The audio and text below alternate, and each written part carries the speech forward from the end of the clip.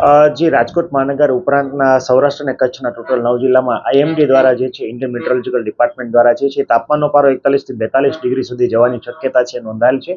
એનું એક એલર્ટ છે ડિક્લેર કરવામાં આવ્યું છે. ખાસ કરીને જોવા જઈએ તો હીટ રિલેટેડ ઇલનેસ એટલે કે ગરમીને કારણે થતા લૂ લાગવાની કેસો જે વધવાની શક્યતા છે એના કારણે નોંધાતી હોય છે. અનુસંધાને લોકોને ખાસ કરીને હીટ રિલેટેડ ઇલનેસમાં શું લક્ષણો જણાય છે તો આપણે જણાવી દઈએ કે ગરમી કે લૂ લાગવાને કારણે ઘણી વખત માથાનો દુખાવો, તીવ્ર માથાનો દુખાવો, ઉલટી ઉબકા આવવા, આ ઉપરાંત પરસેવો વળવો, આંખોમાં બળતરા, ચક્કર આવવા, ઉપરાંત ઉલટી ઉબકા થવા, ખાસ કરીને સ્નાયુમાં કંપવા અને દુખાવો અનુભવો, ઘણી વખત છે શરીરનું તાપમાન વધી જવાને કારણે તાવ જેવું ફીલ થવું, આ ઉપરાંત ઘણી વખત બેસૂદ થઈ જવું અને ઘણી વખત બેભાન થઈને પડી જવાને કારણે પણ કેસ છે એ લૂ લાગવાને કારણે નોંધાતા હોય છે. ઘણી વખત ચામડી છે એ શુષ્ક થઈ જવી, લાલાશ પડતી, રતાશ આવી જવી વગેરે લક્ષણો પણ ઘણી વખત છે એ જોવા મળતા હોય છે.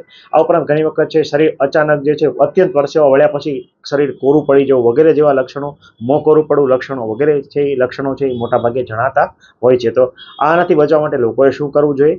જો આવા લક્ષણો જણાય તો તાત્કાલિક નજીકના આરોગ્ય કેન્દ્ર અથવા કોઈ પણ સરકારી દવા કે પ્રાઇવેટ દવાખાનાનો સંપર્ક કરવો જોઈએ.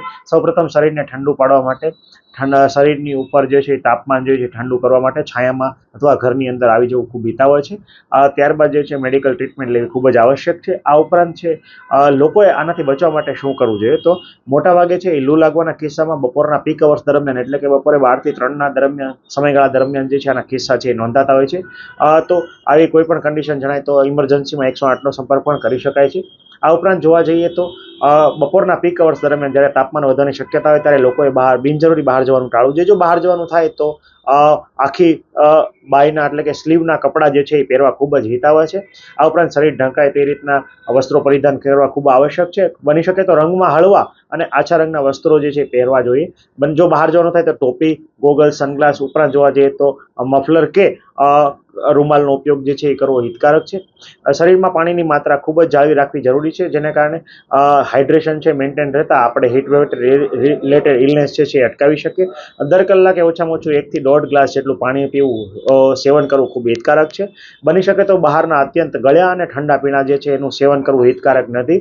બની શકે તો ઘરે બનાવેલું છાશ, ઘોળું, શરબત, આ ઉપરાંત જે સિઝનલ પલ્પી ફ્રૂટ જ્યુસ છે એનું સેવન કરવું ખૂબ હિતકારક છે. બની શકે તો ઘરે લીંબુ પાણીનું સેવન કરવું પણ હિતકારક છે. આ ઉપરાંત ઉનાળાના દિવસોમાં છે ભરપેટ ખોરાક લેવાને બદલે થોડા ભૂખ્યા રહેવું પણ હિતકારક છે.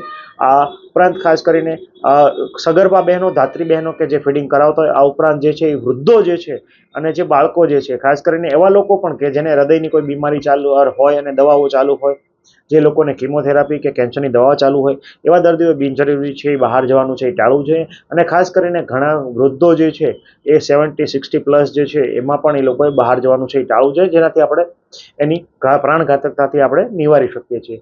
આ ઉપરાંત ખાસ કરીને બપોરના સમયે જે લેબર વર્ગ એટલે ખાસ કરીને જે મજૂર વર્ગ છે એમને બપોરના સમયે તડકામાં જે છે એ કામ કરવું છે એ ટાળવું જોઈએ. અને જો કામ કરવાનું થાય તો તમામ પ્રિકોશન સાથે કામ કરવું ખૂબ જ હિતકારક છે.